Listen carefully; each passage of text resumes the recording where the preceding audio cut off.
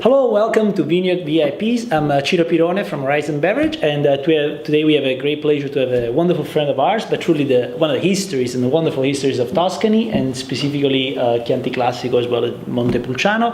Benvenuto, Antonio. Grazie mille. Grazie a te. È un piacere visitarti a Boston. Thank you. Grazie a te. And the first question I love to ask is, because typically you have producers that are more focused on Chianti Classico, producers more focused on Montepulciano. They really don't kind of branch out from one area or the other. It's typical of Tuscany and Italian in general. Where did the choice come from? The fact of having vineyards both in Montepulciano and Chianti Classico from the inception, I believe, right? Yeah, so when Carpineto got started was 1967.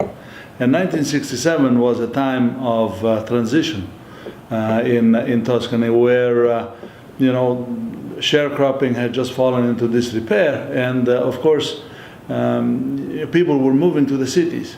So estates were a dime a dozen, really. My father always tells the story that in the mid-60s, you could buy a castle with 100 acres of vineyards for the price of a nice Alfa Romeo. Mind you, not a Ferrari, not a Fiat either, but a nice Alfa Romeo. Imagine.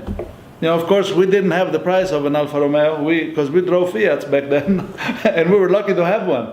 And so, we bought a little estate from the church near Greve in Chianti, the Abbadia di Montescalari, and the adventure of Carpineto began with Giancarlo Zaccheo, our chief winemaker, and my father. And the goal was, since neither of the two founding fathers are Tuscan, was to make a statement to show that Sangiovese can be a great grape, because Sangiovese back then, many of the listeners probably remember, were wines that used to come in a beautiful straw-covered bottle called Fiasco.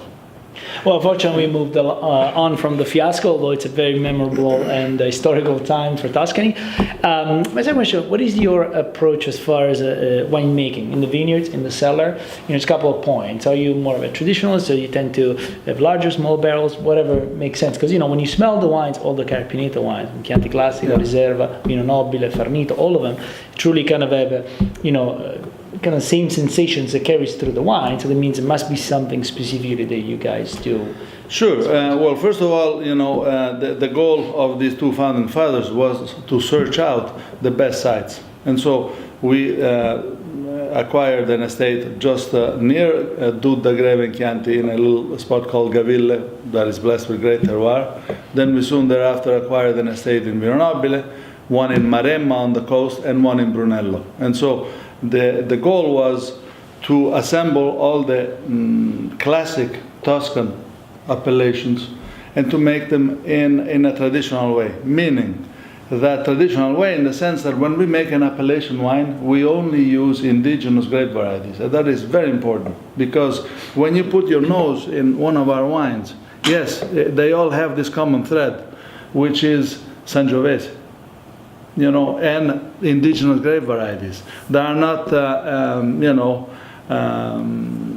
changed by the addition, which is legal today in Vino Nobile, Chianti Classico, of these non-indigenous grape varieties like Cabernet and Merlot, etc., and because we feel they totally alter the natural grace of Sangiovese. So certainly, for us, making a wine that is a true testament to the place from where it comes, it can only be made by using indigenous grape varieties. That's great. And lastly, we have here today the Vino Nobile di Montepulciano Riserva, which is your flagship, or one of your flagship wines, 2011, another great vintage, another top 100 from Spectator and whatnot. What can you tell us in a very short time that we have something about this wine? So Vino Nobile, which is always and only Riserva, right? Yes. So Vino Nobile is the smallest of the classic Tuscan appellations, because it's only about 3,000 acres of Vino Nobile vineyards, while Brunello is double that, and Chianti Classico is 5 times as big as, or 6 times as big as Vino Nobile. So back in the day, when we started, we were left with really powerful, great juice in the tank. And so we said, okay, well, this potential here, or this bottle, lends itself to making a Reserva. Yes, we have to release it later, much later. In fact, this is 2011, and that's actually my current vintage. We're just releasing 12 now, after 5 years, which means that these wines spend, yes, a couple of years in the large Slovenian oak casks, but then they get a couple of years of bottle age, which is of paramount importance for the drinkability of the wine upon release. And wine is fantastic, dry to the bone. I'm hungry. Did you bring any steak? No yes, steak. I wish, because this wine is actually made in the Val di Chiana, which is, home of the Chianina steak. Yes. Yes. Well, thank you very much. It was a pleasure having you. Salute. Salute. Welcome back to Boston anytime you want to Grazie. come. Grazie di tutto. Salute. Ciao.